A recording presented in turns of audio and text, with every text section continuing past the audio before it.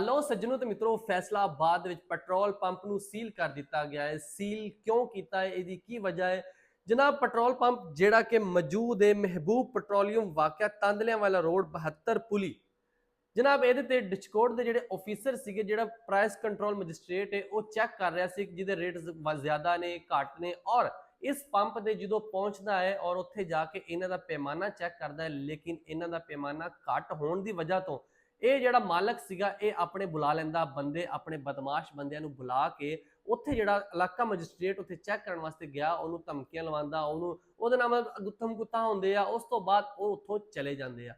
और अज ओदी कार्रवाई करने के दौरान जनाब उस पेट्रोल पंप नूं सील कर दिता गया है। देखो एक तो तुसी चोरी उतों सीना जोरी है, बिल्कुल गलत, इस तरह नहीं होएगा।